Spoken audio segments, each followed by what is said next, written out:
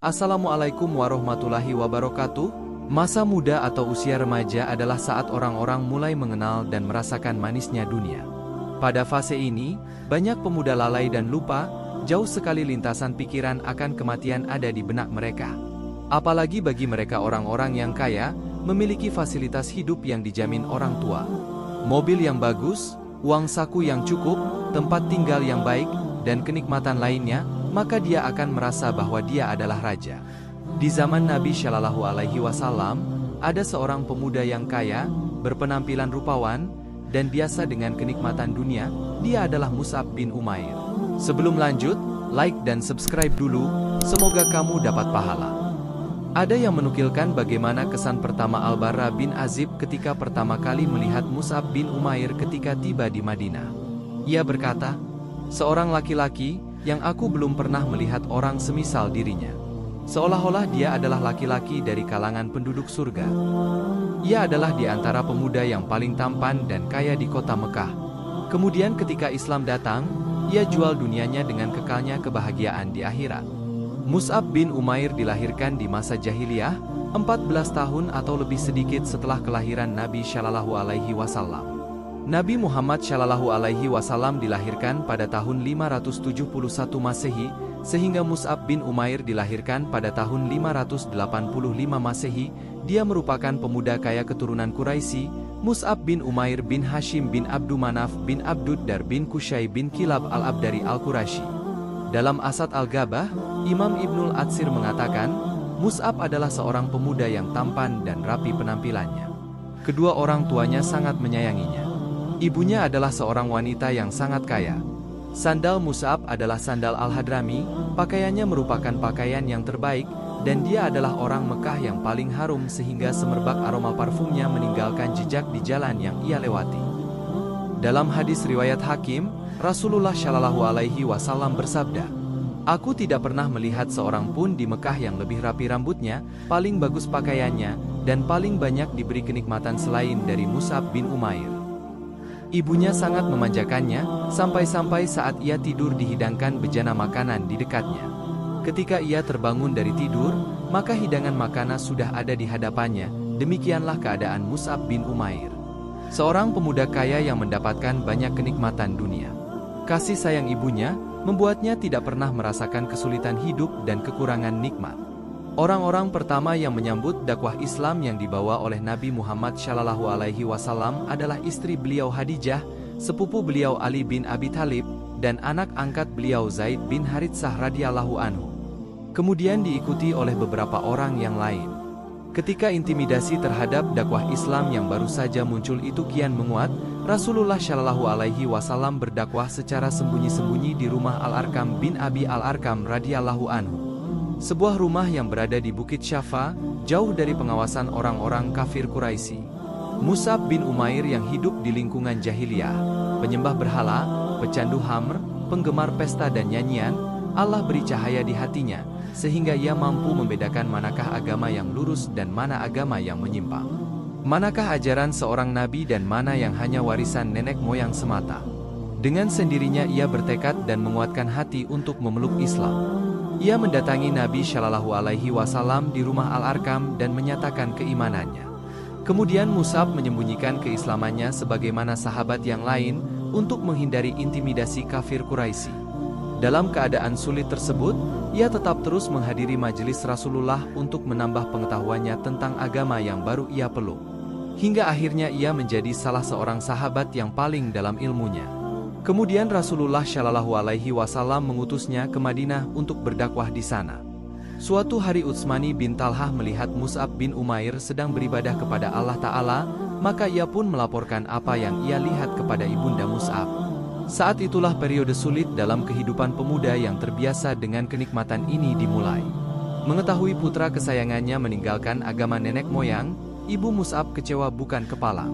Ibunya mengancam bahwa ia tidak akan makan dan minum serta terus berdiri tanpa naungan, baik di siang yang terik atau di malam yang dingin, sampai Mus'ab meninggalkan agamanya. Saudara Mus'ab yang bernama Abu Aziz bin Umair tidak tega mendengar apa yang akan dilakukan sang ibu. Lalu ia berujar, "Wahai ibu, biarkanlah ia. Sesungguhnya ia adalah seseorang yang terbiasa dengan kenikmatan. Kalau ia dibiarkan dalam keadaan lapar, pasti dia akan meninggalkan agamanya. Mus'ab pun ditangkap oleh keluarganya dan dikurung di tempat mereka. Hari demi hari, siksaan yang dialami Mus'ab kian bertambah. Tidak hanya diisolasi dari pergaulannya, Mus'ab juga mendapat siksaan secara fisik. Ibunya yang dulu sangat menyayanginya, kini tega melakukan penyiksaan terhadapnya. Warna kulitnya berubah karena luka-luka siksa yang menderanya. Tubuhnya yang dulu berisi, mulai terlihat mengurus. Berubahlah kehidupan pemuda kaya raya itu. Tidak ada lagi fasilitas kelas 1 yang ia nikmati. Pakaian, makanan, dan minumannya semuanya berubah. Dalam hadis riwayat Tirmidzi, Ali bin Abi Thalib berkata, "Suatu hari, kami duduk bersama Rasulullah Shallallahu Alaihi Wasallam di masjid. Lalu muncullah Mus'ab bin Umair dengan mengenakan kain burdah yang kasar dan memiliki tambalan. Ketika Rasulullah Shallallahu Alaihi Wasallam melihatnya, beliau pun menangis teringat akan kenikmatan yang ia dapatkan dahulu sebelum memeluk Islam dibandingkan dengan keadaannya sekarang."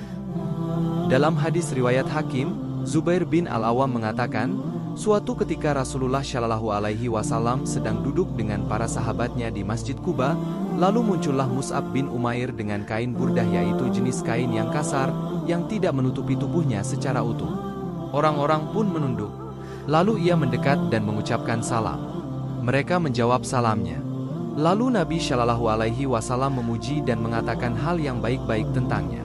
Dan beliau bersabda, "Sungguh aku melihat Mus'ab tatkala bersama kedua orang tuanya di Mekah. Keduanya memuliakan dia dan memberinya berbagai macam fasilitas dan kenikmatan. Tidak ada pemuda-pemuda Quraisy yang semisal dengan dirinya. Setelah itu, ia tinggalkan semua itu demi menggapai ridha Allah dan menolong Rasulnya." Sa'ad bin Abi Waqqas radhiyallahu anhu berkata, dahulu saat bersama orang tuanya, Mus'ab bin Umair adalah pemuda Mekah yang paling harum. Ketika ia mengalami apa yang kami alami, yakni intimidasi, keadaannya pun berubah. Kulihat kulitnya pecah-pecah mengelupas dan ia merasa tertatih-tatih karena hal itu sampai-sampai tidak mampu berjalan. Kami ulurkan busur-busur kami, lalu kami papah dia. Demikianlah perubahan keadaan Mus'ab ketika ia memeluk Islam. Ia mengalami penderitaan secara materi. Kenikmatan-kenikmatan materi yang biasa ia rasakan tidak lagi ia rasakan ketika memeluk Islam. Bahkan sampai ia tidak mendapatkan pakaian yang layak untuk dirinya. Ia juga mengalami penyiksaan secara fisik sehingga kulit-kulitnya mengelupas dan tubuhnya menderita. Penderitaan yang ia alami juga ditambah lagi dengan siksaan perasaan ketika ia melihat ibunya yang sangat ia cintai memotong rambutnya, tidak makan dan minum, kemudian berjemur di tengah teriknya matahari agar sang anak keluar dari agamanya. Semua yang ia alami tidak membuatnya goyah. Ia tetap teguh dengan keimanannya. Mus'ab bin Umair adalah salah seorang sahabat Nabi yang utama. Ia memiliki ilmu yang mendalam dan kecerdasan sehingga Nabi Shallallahu Alaihi Wasallam mengutusnya untuk mendakwahi penduduk Yatsrib, Madinah. Saat datang di Madinah, Mus'ab tinggal di tempat As'ad bin Zurarah. Di sana ia mengajarkan dan mendakwahkan Islam kepada penduduk negeri tersebut, termasuk tokoh utama di Madinah semisal Sa'ad bin Mu'adz. Dalam waktu yang singkat, sebagian besar penduduk Madinah pun memeluk agama Allah ini. Hal ini menunjukkan akan kedalaman ilmu Mus'ab bin Umair dan pemahamannya yang bagus terhadap Al-Quran dan Sunnah, baiknya cara penyampaiannya dan kecerdasannya dalam berargumentasi, serta jiwanya yang tenang dan tidak terburu-buru. Hal tersebut sangat terlihat ketika Mus'ab berhadap dengan Sa'ad bin Mu'adz. Setelah berhasil mengislamkan Usaid bin Hudair, Mus'ab berangkat menuju Sa'ad bin Mu'adz. Mus'ab berkata kepada Sa'ad, "Bagaimana kiranya kalau Anda duduk dan mendengar apa yang hendak aku sampaikan? Jika engkau ridha dengan apa yang aku ucapkan, maka terimalah. Seandainya engkau membencinya, maka aku akan pergi." Sa'ad menjawab, "Ya, yang demikian itu lebih bijak." Mus'ab pun menjelaskan kepada Sa'ad apa itu Islam, lalu membacakannya Al-Quran. Sa'ad memiliki kesan yang mendalam terhadap Mus'ab bin Umair radhiyallahu anhu dan apa yang ia ucapkan. Kata Sa'ad, "Demi Allah, dari wajahnya, sungguh kami telah mengetahui kemuliaan Islam sebelum ia berbicara tentang Islam, tentang kemuliaan dan kemudahannya." Kemudian Sa'ad berkata, "Apa yang harus kami perbuat jika kami hendak memeluk Islam?" "Mandilah, bersihkan pakaianmu, ucapkan 2 kalimat syahadat, kemudian syalatlah 2 rakaat," jawab Mus'ab. Sa'ad pun melakukan apa yang diperintahkan Mus'ab. Setelah itu, Sa'ad berdiri dan berkata kepada kaumnya, "Wahai Bani Abdu Asyal, apa yang kalian ketahui tentang kedudukanku di sisi kalian?" Mereka menjawab, "Engkau adalah pemuka kami, orang yang paling bagus pandangannya, dan paling lurus tabiatnya." Lalu Sa'ad mengucapkan kalimat yang luar biasa, yang menunjukkan begitu besarnya wibawanya di sisi kaumnya dan begitu kuatnya pengaruhnya bagi mereka. Sa'ad berkata, "Haram bagi laki-laki dan perempuan di antara kalian berbicara kepadaku sampai ia beriman kepada Allah dan Rasul-Nya." Tidak sampai sore hari seluruh kaumnya pun beriman kecuali Usyairib. Karena taufik dari Allah kemudian buah dakwah Mus'ab, Madinah pun menjadi tempat Nabi Shallallahu Alaihi Wasallam dan para sahabatnya hijrah. Dan kemudian kota itu dikenal dengan kota Nabi Muhammad, Madinah An-Nabawiyah. Mus'ab bin Umair adalah pemegang bendera Islam di peperangan. Pada perang Uhud, ia mendapat tugas serupa. Muhammad bin Syarahbil mengisahkan akhir hayat sahabat yang mulia ini. Ia berkata, "Mus'ab bin Umair radhiyallahu anhu membawa bendera perang di medan Uhud. Lalu datang penunggang kuda dari pasukan musyrik yang bernama Ibnu Kumayyah al-Laitsi yang mengira bahwa Mus'ab adalah Rasulullah. Lalu ia menebas tangan kanan Mus'ab dan terputuslah tangan kanannya. Lalu Mus'ab membaca ayat, "Wa ma Muhammadun illa rasulun qad khalat min qablihi rusul." Muhammad itu tidak lain hanyalah seorang rasul, sungguh telah berlalu sebelumnya beberapa orang rasul. Bendera pun ia pegang dengan tangan kirinya. Lalu Ibnu Kumayyah datang kembali dan menebas tangan kirinya hingga terputus. Mus'ab mendekap bendera tersebut di dadanya sambil membaca ayat yang sama. Kemudian anak panah merobohkannya dan terjatuhlah bendera tersebut. Setelah Mus'ab gugur, Rasulullah menyerahkan bendera pasukan kepada Ali bin Abi Thalib. Lalu Ibnu Kumayyah kembali ke pasukan kafir Quraisy. Ia berkata, "Aku telah membunuh Muhammad." Setelah perang usai, Rasulullah Shallallahu Alaihi Wasallam memeriksa sahabat-sahabatnya yang gugur. Abu Hurairah mengisahkan, setelah perang Uhud usai, Rasulullah Shallallahu Alaihi Wasallam mencari sahabat-sahabatnya yang gugur. Saat melihat jasad Mus'ab bin Umair yang syahid dengan keadaan yang menyedihkan, beliau berhenti, lalu mendoakan kebaikan untuknya. Kemudian beliau membaca ayat, "Minal mu'minina rijalun sadaqu ma 'ahadu Allah 'alaihi faminhum man qada nahbahu wa minhum man yantadhiru wa ma badalu tabdila." Di antara orang-orang mukmin itu ada orang-orang yang menepati apa yang telah mereka janjikan kepada Allah, maka di antara mereka ada yang gugur. Dan di antara mereka ada pula yang menunggu-nunggu dan mereka tidak merubah janjinya. Kemudian beliau mempersaksikan bahwa sahabat-sahabatnya yang gugur adalah syuhada di sisi Allah. Setelah itu, beliau berkata kepada jasad Mus'ab, "Sungguh aku melihatmu ketika di Mekah, tidak ada seorang pun yang lebih baik pakaiannya dan rapi penampilannya daripada engkau. Dan sekarang rambutmu kusut dan pakaianmu kain burdah.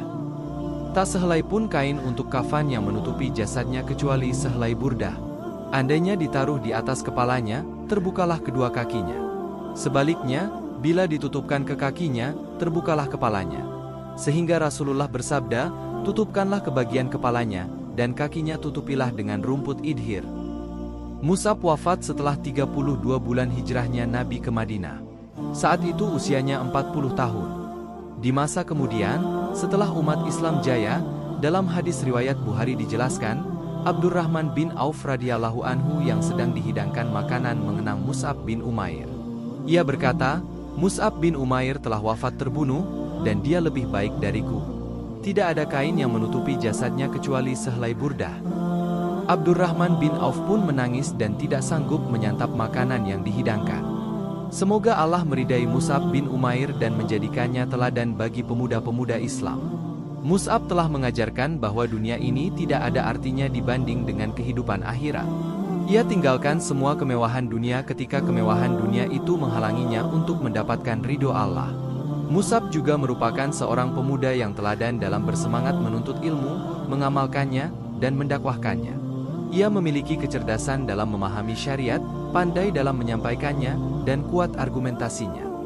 Terima kasih telah menyimak video ini sampai selesai. Semoga kisah Mus'ab bin Umair radhiyallahu anhu ini memberi kita semangat untuk selalu berjuang, berkorban, menghadapi segala bentuk ujian, hingga kita bisa mati dengan membawa kemuliaan. Amin. Like dan subscribe untuk mendapatkan lebih banyak video dari kami. Wassalamualaikum warahmatullahi wabarakatuh.